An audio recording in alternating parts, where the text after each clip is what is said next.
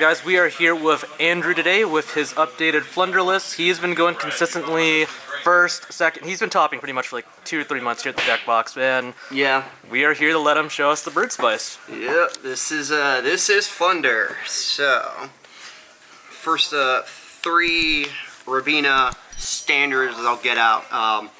When it's normal if it's normal summoned, add a level 4 lower winged beast. Then immediately after the effect resolves, you're probably gonna normal summon this.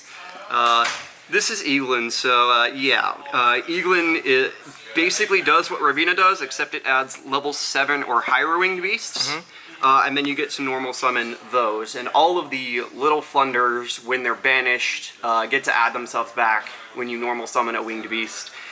Comes in handy. And we've got 1 Stree, which is DD Crow, and 1 Token, which it adds banished Flunder cards back from the banished pile to hand. It's very, very funny. That is all of the little birds. There's only 4 big birds. 2 M-Pen. Oh, and you went with the ultra rare one, right? Yes, look at you, I am flexing with the max rarity M-Pen, and yes, it's max rarity because it's harder to find. Understandable. So yeah, M-Pen is the big bird of the. He's the bully, basically, if you don't count Ryza. So when he's tribute summoned, you add Flunder spells or traps. And then while he's tribute summoned, special summoned monsters in attack position that my opponents control cannot activate their effects. I cannot tell you the amount of people that read this card and then proceed to summon Albion in attack position. It's quite funny. And then the best part about him that is not the Floodgate effect is during damage calc, if he battles, once per battle, you get to banish a card from your hand and then it cuts it in half. Just cuts whatever he's attacking in half. It's very, very funny. That's pretty solid. And he's not once per turn at all. Oh, I didn't know that actually. So, I did not know that. Yeah, so there's a line that you can do if you have Unexplored Winds and Advent, and you go summon M-Pen, M-Pen effect, chain Advent, banish the M-Pen, grab a token, summon the M-Pen back, get another search, and you go about +4. Holy crap. It is very funny. You want to show us that at the end of the video? I will show you that at the end of the video. Oh, hell yeah, that's sweet. It takes a little bit of setup, but it's very funny when it happens. Let's do it. And then 1 Ryza, 1 Avion. Ryza just Yada locks your opponent. It's like if he's tribute summoned, mandatory effect, target a card on board, target a card in grave, bounce those back to the top of the decks, respectively. It's either players. This is why Dimension Shifter is hated, because Flunder can abuse the heck out of it because it's the only card in grave. So I'll just stack it at the top of my deck, draw it, and fire it again, and we're at 4 turns with Shifter instead of 2. There you go, man. It's very funny. Yeah. And then Avion is the Omni Negate, and Ryza also bounces cards back to hand. Comes up occasionally. Sometimes he bounce himself. So that's all the big birds. We like the big birds. The 2 random little birds that I'm running Statue, and I'm still on Harpist. I don't know why people have cut this card. Yeah, so explain Harpist It was more. a tech for like 2 weeks at 1 YCS, and then everybody cut it. And I'm very confused because it's like, yeah, it bricks a little bit, but it's little Ryza. So when it's normal summoned, you target another winged beast you control, and a face-up monster your opponent controls, and you return them to the hand. Notably, this stops Terror effects. We don't like Terror Element, so bouncing them to hand is probably the funniest thing you can do. There's our 2-element player up there. Zach, you got anything to say about that? Why do you hate Terror Element? They're bad. They just got hit on the ban list. No, they didn't. They got hit. The snow hit was nice, but they needed to get hurt. And then Statue is... Yeah, Statue I think we all know what Statue We all know what does, Statue does. Fun fact, I have been rocking this for about a year and 10 months. Dang. Straight, because all of my decks play Barrier Statue. Konami, please don't hit it. Best hand trap in the game. Oh yeah. Best hand trap in the game. Let's go. D-Shifter. Shifter is macro on legs. If the graveyard's empty. Note that it actually, this comes up inside because I side cards that do this. It has to send itself to grave. So if your opponent activates a D-Fisher, 1, thank you. 2, you can't activate Shifter. There you go. Because Shifter sends itself to grave. But Shifter's good because it stops, well, everything. It stops Terror Element. It kind of interrupts Sprite a little bit. Yeah. Yeah, it does. Spart's a pretty good. It's a pretty good. Yeah, and then 1 crow, just because this is searchable, and again, Terolement and Sprite, you've got some good hits, and DPE is going to be back. So having a crow is very nice. I debated heavily on going to 3 crow, and I've opted against it. So that's all the monsters. We've got 3 map, self-explanatory, reveal a Flunder in hand, banish a Flunder card with a different name, and yes, card, so that's where talking comes in very handily. Then normal summon the monster you just revealed. It sets up chain blocks. It is probably the best card in the deck for extending. And then it says during your, well, if your opponent normal summons a monster, you can immediately after this effect resolves, normal a Flunder monster. Yeah, dude, it's our turn, right? Yeah, it's our turn, but it also works on my turn, so if I'm playing a mirror match, I may summon Ryza, and I have 2 dudes on board, they go Ryza effect, I'll chain map and summon an M-Pen. There you go. Because it says monster, not level 1. Solid, there you go. Very, very funny. 3 Advent. This says win in time. Yeah, I don't know why you guys got that card. I don't know why it says gain 500, but I'm not complaining about it. So, banish a winged beast from field or hand as cost, which makes it very heavily ash baitable. Risky for that, but otherwise good. And then it adds a Flunder monster or map, and it adds any monster. So this is how you kill people on turn 2, because you search M-Pen when you're resolving Eaglin, and then Eaglin searches Avion. So you get all of your birds. There you go, man. The 1 unexplored wins. This is the native Optimistic Mine, and I love it that it natively Optimistic Mine. That's pretty cool. This card is pretty much bonkers. It says, and I quote, you can conduct tribute summons that require 2 tributes by sending 1 monster you control and 1 card your opponent controls to the graveyard. It's still treated as a tribute summon. So, yeah, it does that. You don't get Ryza's Bounce to Hand effect because it wasn't tributed by tributing wind monsters, but oh no, you've still ripped a card out of their grip, back row, everything. It's really good at going second. Unfortunately not. The pots. Alright. We're on 6 pots. Yeah, you don't need that ED, do you? I don't need the extra deck. No, not at all. I will say, play Prosperity if you want. I'm too poor to afford Prosperities at the moment, even though they just got reprinted. So if you can afford Prosperities, play Prosperities. But this is just Pot of Greed, and this says dig for 3. But you can't special summon the turn after you activate the effect. Oh no. Oh no. Oh no. We're so concerned about not being able to special summon in Flunder, which doesn't special summon anyways. This is the controversial card that I was debating on cutting. I'm on 3 Book of Moon. This card is still really good. I have a friend on Discord who said, don't play Book of Moon is bad, and this stops Dragostapelia from hitting your guys.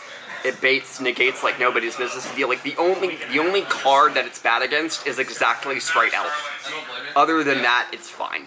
There you go. Sweet. Okay.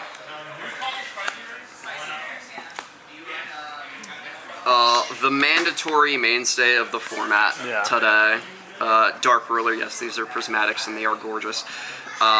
Flunder has a really hard time going second, so if you just Dark Ruler them, you can start doing flu combos and it's much easier.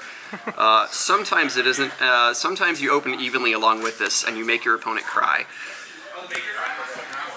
And then the 2 generics that we have, 1 Duster, 1 Called By. There you go. I don't like Skill Drain.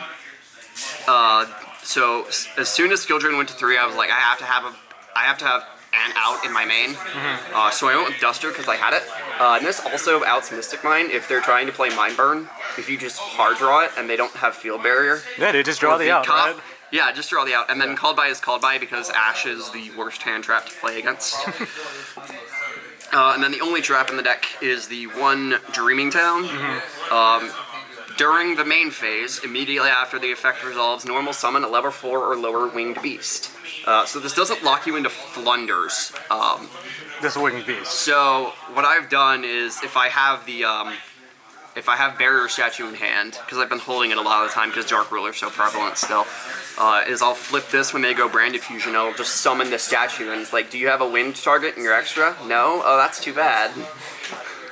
And then if I normal summon a level 7 or higher winged beast while Dreaming Town's in grave, I get to Book of Moon my opponent's entire field. Yeah. That's funny. I did that to a Terrellant player a couple weeks ago, and I booked about 4 monsters on his Holy field. crap. 4? Holy crap. Yeah, 4. And the normal summon effect isn't once per turn. I'm only running 1, so it is, but it's not. So if you have multiples of these set, you can just go flip it, summon, then flip another one, summon. But the Book of Moon effect is hard once per turn, so if you run multiples of it. Alright. That's fine. So I will do the extra. I'm gonna be honest, there's only about 5 cards that are relevant in the extra deck, and it's those 3, these 2, and these 2. Alright. What are the rest? I think everyone knows what those do.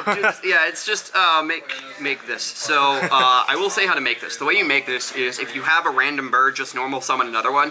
But if you don't, you go normal bird, activate map, banish another bird, then summon the other.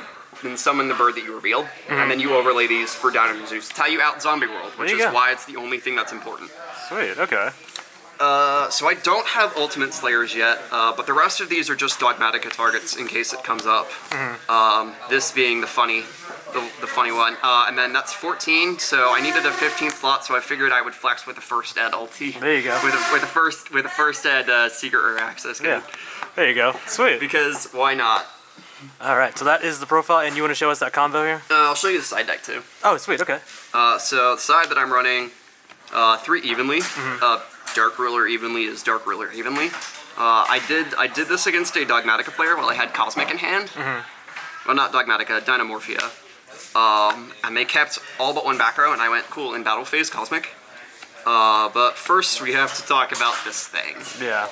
So if you don't know what this does, it says if you control a Winged Beast monster, which you will, negate any monster effect your opponent activates. It is literally just a turn skip. And then if it happens to be destroyed by card effect, you get to search Duster. So it's really good going first. It's very funny when they pop it. Nobody has popped it yet, though. Then to deal with back row and skill drain and other shenanigans, 3 Cosmic. Cosmic's just better because it also outs Mystic Mine. There you go. Because Field Barrier says destroy, not banish, and I will gladly play 1,000 life points to prevent my opponent from playing. Anti-spell. Still don't like Mystic Mine and Dark Ruler and all those lovely shenanigans. So yeah, if I'm set up, I'll just set all my cards and then anti-spell them on draw phase. I did this to a Runic player with another deck, and then I proceeded to OTK them, and it was because they did not have an out to anti-spell. So yeah, anti-spell is funny. The last 3 cards are just some tech pieces. We got both of the Banish Floodgates at 1. No cards in the grave, got it. No cards in grave. So, previously mentioned, don't flip these if you have a Shifter in hand. Shifter first, because Shifter has to have an empty graveyard, and you have to send Shifter to grave.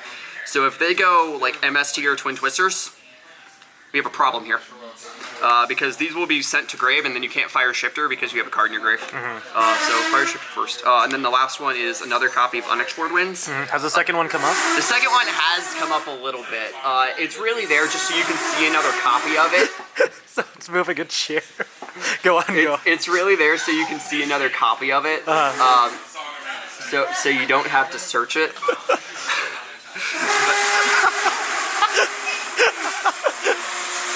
Colby, make it stop. What? Make it stop. We apologize for it. Encore. We apologize for any chair-related interruptions in this podcast. No, it hasn't come up that often, but it's there so I can see it more going second. So I can just go, alright, activate Unexplored Winds, and I can potentially draw out of bricks or draw into side cards. Obviously drawing into evenly with this isn't the greatest thing on the planet, but like it still lets me see Cosmic, it still lets me see more copies of Dark Ruler, it lets me see more books, and yeah, just tributing away your opponent's stuff is funny. There you go, sweet. Alright, so that is it for the deck, extra deck, and side. You want to show us that combo? Yes, I will show you the combo. Alright. Okay, so the way you perform the M-Pen Go +4 Destroy Your Opponent's Board combo is you need a couple of cards. So you need Advent already on board, you need Unexplored Winds already on board, and then you need a way to normal summon Eaglin, which can be done in a myriad of ways. You've got Map, you've got Trap, so let's just assume you have one of those. So what you do is you normal summon Eaglin, Alright. you search M-Pen, you search Penguin, and then we, via the effect of Unexplored Winds, send M-Pen and send any card from our opponent's side of the board. Very nice, okay. You summon M-Pen. Then with M-Pen, you go Chainlink 1 M-Pen, Chainlink 2 Eaglin, and then if they don't have a response, you activate you activate Advent and you banish the M-Pen. Okay. So you can search Token, then grab any spell you want, then grab any trap card you want. And then because M-Pen is still going to resolve, we resolve and we grab Token. Sweet. And then Token effect will grab back the M-Pen. Nice. And then we get another normal summon. So we'll just Oh, send wow. them back again. We summon M-Pen again, except that M-Pen isn't once per turn. So we get to search again. Dang. So we've ripped 2 cards out of our opponent's board, and we've added 2 cards. That sounds like a +4 to me. Dang, that is scary, man. If my math is wrong, please tell me. And then if we have any follow-up, so if you've got Rob and like Stree or something, you go Rob, Stree, and then you can find Ryza if you have Ryza. And then you just rip more cards. Wow. Dang, that's So scary. I think the biggest amount of plus that you can do here is you go +4 from M-Pen, then you summon Ryza, so you get to rip another card off of their field, and another card from their grave and Yada lock them effectively. Holy crap, man, that is scary. Yeah, it's very nice. Man. And then you obviously get all your cards back to hand. So we've got 4 cards in hand, there too, so it's about +5 or 6 really. Holy crap, man. If you're talking total card advantage. Dang, look at that. Alright, man, hey, thanks so much for showing us the deck profile. No problem. Any shout-outs you want to give off?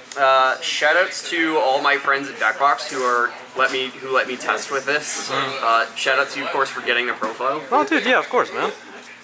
Sweet, And I alright. think that's about it. Awesome. Hey, thanks again, man. Not a problem.